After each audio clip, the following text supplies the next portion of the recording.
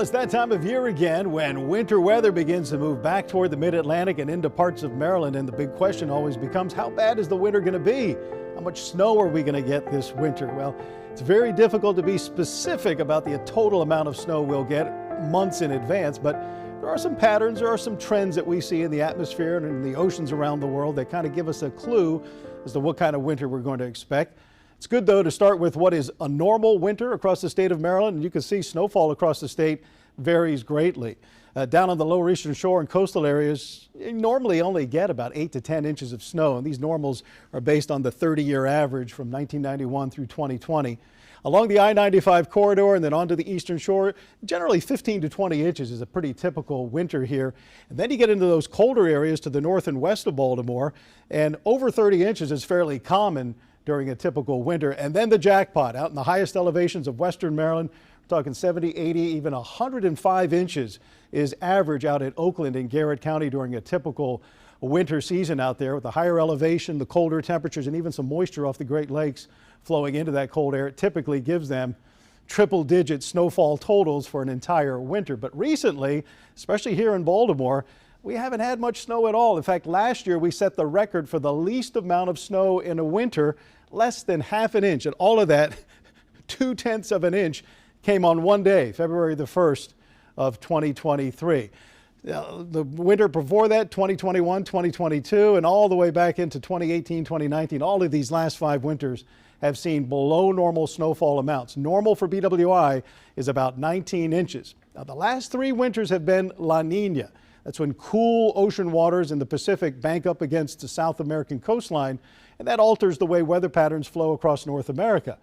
But this La Nina pattern is about to change, and this winter we expect it to be an El Nino pattern. What does that mean? Well, the trade winds normally blow the warm waters in the Pacific over toward Asia. But when those trade winds weaken, well, then that warm water kind of sloshes back to the east and banks up against the coast of South America.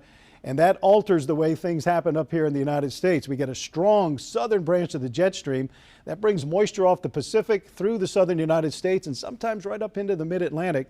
And we still got that polar jet delivering some cold air occasionally out of Canada into the northeast and mid-Atlantic. So when one of these big southern storms counteracts with that polar jet, we can get a big coastal storm. Chances in an El Nino year for a big nor'easter kind of increase. So the probability is greater when we have that El Nino pattern there. As a matter of fact, if you look at the snowiest winters on record in Baltimore, most of them were in El Nino years, including the all-time record 2009, 2010. We had 77 inches of snow down at BWI Marshall. We had back-to-back big nor'easters in February of 2010, and that was an El Nino year.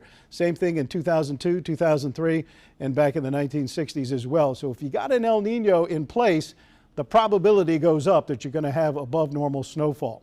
So what does this WBAL weather team think? Well, 3 of us, Tony, Delencia, and I, think we're going to have above normal snowfall this winter based primarily on the El Nino pattern. Tony thinks about 2 feet of snow with a couple of big storms. Delencia is pretty close to average, but thinking that there will be a little bit above average snowfall. And I think we're going to get hit pretty hard with a couple of big storms and maybe some smaller ones as well.